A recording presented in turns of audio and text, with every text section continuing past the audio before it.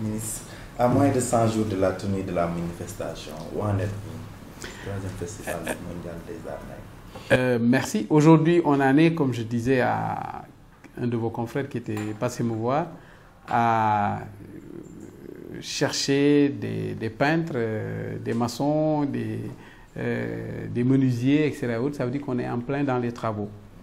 Les sites qui doivent recevoir les manifestations, qui doivent faire l'objet d'une réhabilitation, sont en train de l'être. Certains sites, on est en train de trouver les partenaires pour finaliser la contractualisation. Les activités prévues, pour chacune des activités, nous avons mis en place la commission, désigné le commissaire qui lui-même a commencé et du moins est dans une phase de finalisation des contrats avec les différents acteurs, artistes, musiciens, peintres, etc. Au moment où je vous parle, par exemple, le commissaire chargé de l'artisanat d'art se trouve quelque part en Afrique de l'Ouest, en train de sélectionner, en rapport avec les services des ministères de la culture de ces pays, les œuvres qu'elle voudrait voir exposées pendant le festival. Je viens de recevoir tout de suite un mail où le représentant de notre transitaire local là-bas informait de la mise à disposition d'une personne ressource pour aider, etc. Donc on en est à ça.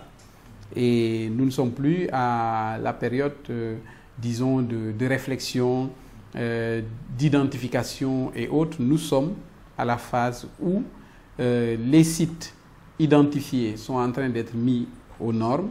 Les artistes que nous avons ciblés pour pouvoir participer ont été contactés, les contrats signés ou les projets de contrat en cours de finalisation.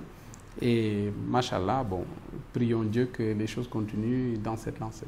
Voilà. Pouvez-vous nous parler des raisons de l'instauration d'une délégation à la place de la coordination générale? Qu'est-ce qui explique ce changement? Ce qui l'explique peut-être, c'est pour un souci d'efficacité.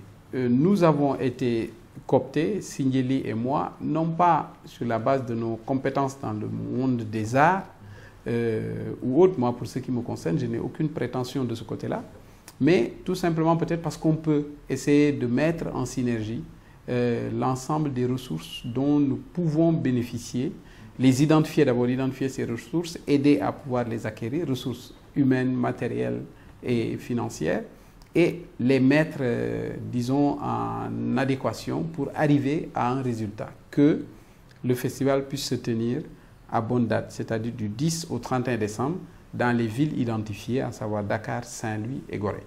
Nous n'avons aucune autre prétention que celle-là. À côté de nous, délégation générale, qui servons de creuset, nous avons la commission nationale qui a été mise en place, dirigée d'ailleurs par le directeur de cabinet du ministre de la Culture, et qui a en charge d'organiser la participation du Sénégal. Le Sénégal, c'est un des pays participants. C'est le pays organisateur, mais ce n'est pas fait pour le Sénégal exclusivement. À côté de ça aussi, nous avons le forum, la commission scientifique chargée d'organiser le forum, les grands débats, et qui est présidé par le professeur Iba Der Thiam. Donc il y a une structuration beaucoup plus fonctionnelle qui permettent d'avoir les responsabilités des uns et des autres et de savoir qui doit faire quoi. Nous, on essaie de dire quand, comment et où. Et c'est ça exclusivement notre rôle. Et, quel sera le programme du festival? Et quels sont les pays qui ont déjà affirmé leur participation? Bon, en termes de pays, il va être difficile de dire tel ou tel ou tel. Si vous avez suivi l'actualité, la semaine écoulée, nous avons reçu à Dakar Madame le ministre de la Culture du Cameroun, qui était là, pour rencontrer son collègue, discuter avec les structures chargées de l'organisation du festival et préparer la participation de son pays. Mais aussi, en même temps, voir, compte tenu de l'engagement pris par le président Paul Biya, d'aider matériellement et financièrement à l'organisation du festival. Vous allez aussi apprendre sous peu qu'une délégation viendra de l'Algérie, du ministère de la Culture notamment, pour venir aussi, pour les mêmes raisons, préparer la participation de l'Algérie. Vous verrez, vous avez déjà vu, ils sont déjà venus, ils vont revenir assez souvent, les Brésiliens en faire de même, pour venir aussi préparer leur participation et leur implication dans tout ce qui est organisation. En marge d'un voyage qu'un chef d'État d'un pays africain organisait vers New York pour les assemblées des Nations Unies, ils nous ont déposé déjà à Dakar un certain nombre d'œuvres d'art, de sculptures et autres que nous devons prendre en compte dans le cadre du festival. Donc, il peut être assez difficile de vous lister comme ça de tête, mais dans la programmation, les artistes, les peintres, dans la programmation pour les œuvres, les pays d'origine, nous sommes aujourd'hui à environ 45-47 pays qui seront présents sur scène, dans le domaine de la musique, de la danse, du théâtre, sur les murs pour la peinture, etc., ou sur les terre-pleins pour les expos et autres. Donc c'est en ces termes-là que nous pouvons, disons, dire.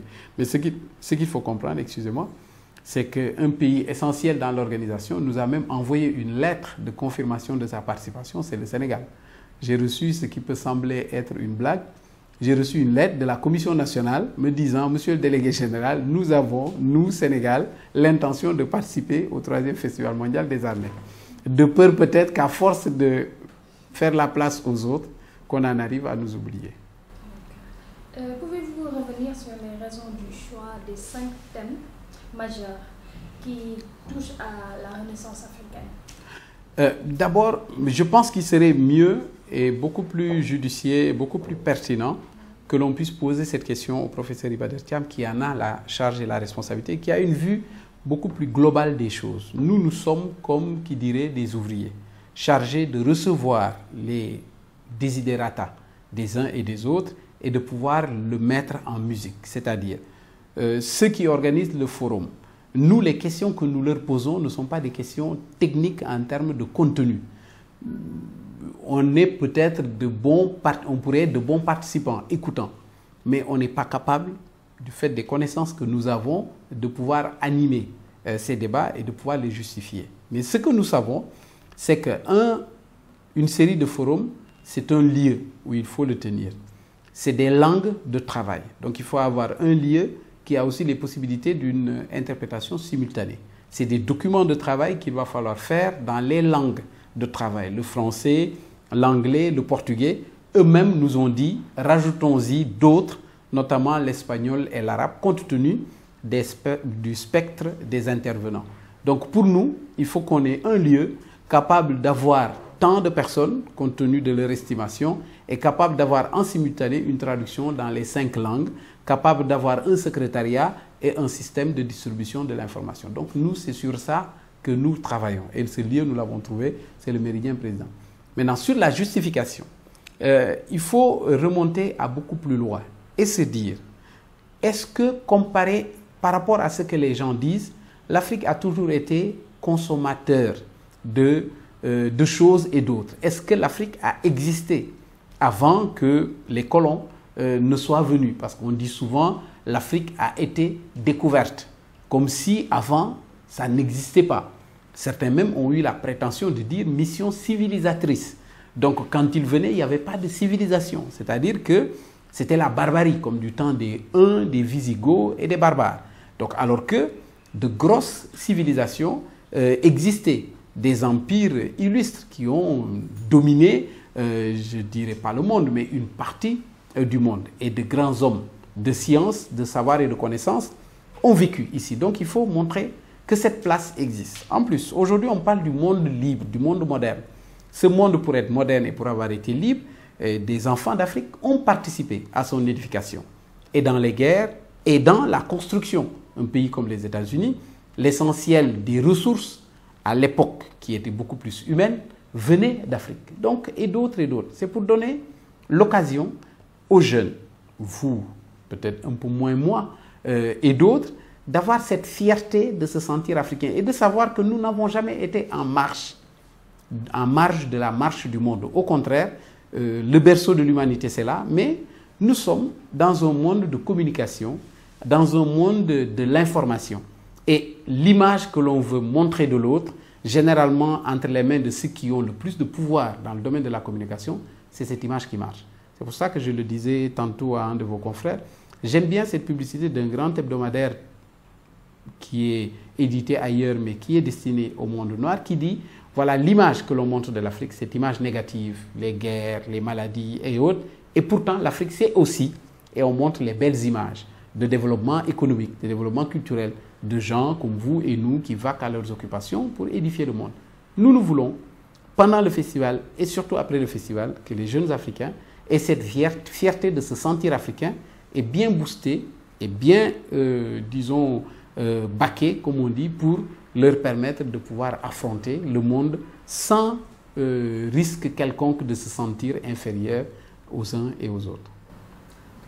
Bon, avec Sindiély Wade, Serigne Modou Bousso Leye, Alioune Badara Bèye et le professeur Iba Der Thiam, n'avez-vous pas peur de télescopage entre ces différents? Mais vous savez, télescopage, c'est quand les choses ne sont pas clairement définies. Vous avez donné dans un ordre incertain le groupe qui est censé diriger. Ce qu'il faut comprendre, c'est que c'est une activité culturelle majeure qui se déroule au Sénégal. Il est de notoriété et de bon ton que ce soit le ministère en charge de la culture qui la dirige et qui la préside. Et là-dessus, il n'y a aucun doute là-dessus. La place du ministre de la Culture, elle est incontournable et elle est incontestable de ce point de vue-là. Raison pour laquelle le président a dit on met en place un comité d'organisation. Le président de ce comité d'organisation, c'est le ministre de la Culture. Le ministre de la Culture s'est adjoint les services de Alioune Badara Bèye en ses multiples casquettes, mais surtout en sa qualité d'avoir été dans l'ancien comité d'organisation et de pouvoir servir de mémoire comme étant son vice-président. Cette présidence a ses responsabilités qui sont spécifiques. Sous le ministre, donc sous le président de ce comité, ils ont mis en place ce qu'on appelle la commission nationale chargée de préparer la participation du Sénégal au Festival mondial des arts, qui travaille, qui recense, qui va dans les villes, dans les régions et qui voit avec les artistes et qui dit voilà le niveau de participation. Il y aura pour nous tel élément majeur du Sénégal qu'il va falloir montrer. Et là-dessus, vous avez oublié de citer parmi le groupe que vous avez énuméré tout à l'heure, M. Sahid Samb, le directeur de cabinet du ministre de la Culture, qui est le président de cette commission nationale et avec qui nous avons toutes les meilleures relations. Le professeur Iba Der Thiam n'a aucune ambition de coordonner la participation des artistes sénégalais au festival. Le professeur Iba Der Thiam n'a aucune ambition de venir dire voilà tant de voitures dont on a besoin, voilà tant de feuilles de papier, tant de crayons, de stylos, tant de...